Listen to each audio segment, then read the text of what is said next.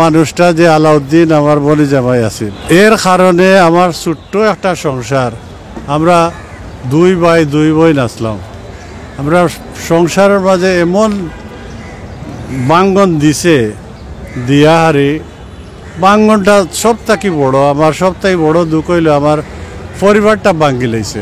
মানিক ভাই একটা দোকান কিনছিল আম্বরখানা সেন্ট্রাল প্লাজাত, তো আপন বনির জামাইয়ের কাছে দিছিলা দোকানটা যে ব্যবসা বাণিজ্য করার লাগে।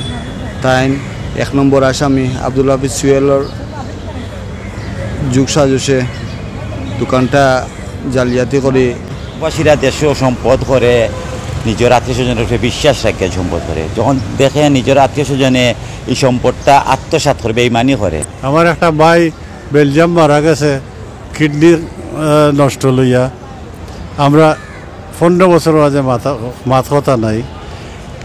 এক দোকান জানি না কত লাখ টাকা রইব, এই দোকানটা ষড়যন্ত্র করিয়া আর দোকানটা আত্মসাৎ করছে, জমিদারের লগে সুহেল যার নাম মিলিয়া আত্মসাৎ করছে। খালি যদি দোকান আত্মসাৎ করিলেই তো আমি মানিয়া নিলাম কিয়নে, কিন্তু এ আমার অত আঘাত দিছে, অত কষ্ট দিছে।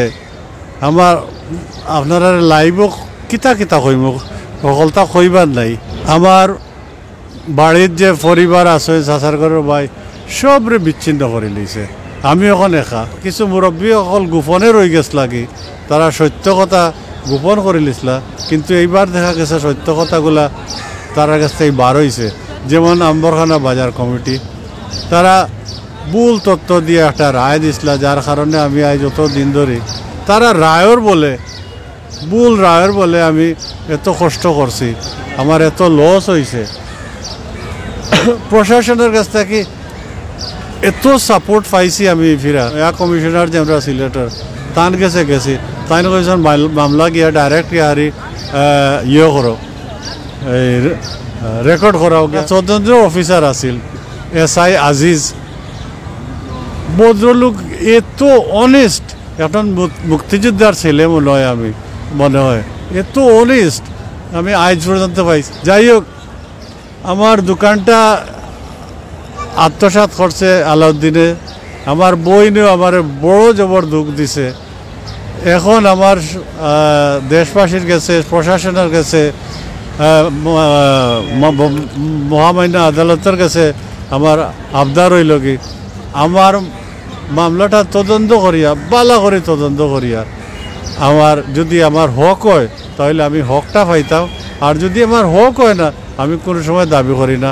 কারণ এরা হলো রেমিটেন্স যোদ্ধা, আমরা দেশটা বেশিরভাগ অংশ আমরা কিন্তু এই রেমিটেন্স যোদ্ধার কাছ থেকে আমরা একটা অংশ সরকারের কাছ থেকে সরকারে কিন্তু লাভবান হয়।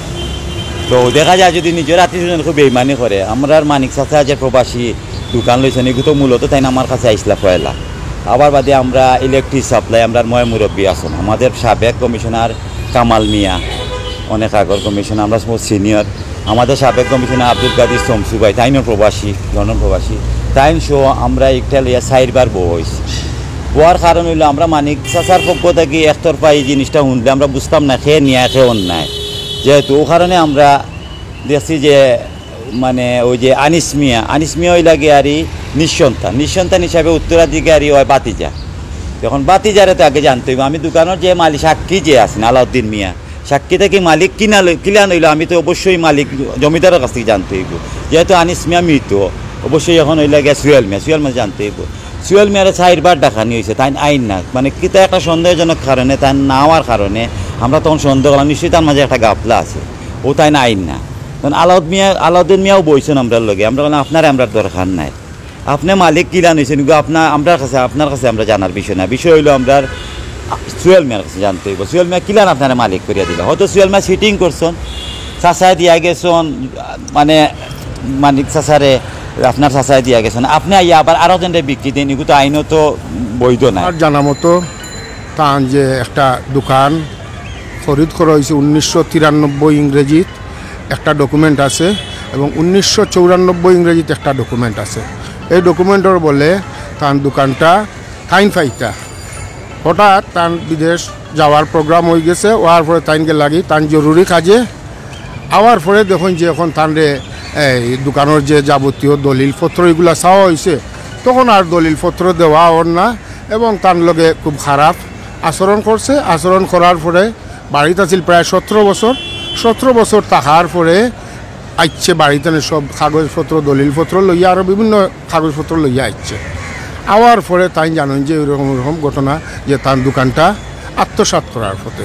এখন তার দোকানটা যাতে প্রশাসনের দ্বারা যাতে দোকানটা তাই ফাইন উদ্ধার করতে পারেন, ওখানেও আমরা আকুল আবেদন। ও নানান নমুনার হুমকি টুমকি দে, তার ছেলেরে দিয়া তার বউরে দিয়া আমরা মারি লইব, কাটি লইব, এই ট্যাং ভাঙ্গি লইব। একদিন গেছিলাম অন্য তার লগে আম্বরখানা সেন্ট্রাল প্লাজার দোকানের সামনে, ওরা যাওয়ার পরেও দেখি আরম্ভ করছে হে তার ফুয়া বউ সবে গালিগালাজ আরম্ভ করছে। কইনো আইলা কিতার লাগি আইলে আর যদি আগুয়া তো ট্যাং ভাঙ্গি লইব। ইটা দেখি এখন নিজেরও একটা ভয় লাগে, আর কত তান্ডে সাহায্য করতাম পারবো না পারবো। এখন তো তাই প্রশাসনের হাওলা লইছেন, এরপরেও তান্ডে সারিয়া যেতাম না, ইনশাল্লাহ আমরা আসি তার পিছনে। আলকাসালি সাহেবের সব ছোটো মেয়ে লগে আলাউদ্দিন মিয়ার বিয়া হয়েছে। বিয়া শাদি হওয়ার বাদে অন্য তাকিয়া অন্য থাকতা তাই 17-18 বছর অন্য থাকছেন আলাউদ্দিন মিয়া। থাকার বাদে মানিক মিয়ায় তা আলকাস মিয়ার ছেলে মানিক মিয়ায় একটা দোকান লইছেন আম্বরখানার দোকান লওয়ার বাদে ও দোকানে তাদের ফটো স্ট্রিটের ব্যবসা দিয়া দিছিল। ওখানে নুনরাম যে তাই দীর্ঘদিন উপরার রাত থাকছেন, ও দোকানের ব্যবসা করছেন, উপরার রাত গিয়া থাকছেন।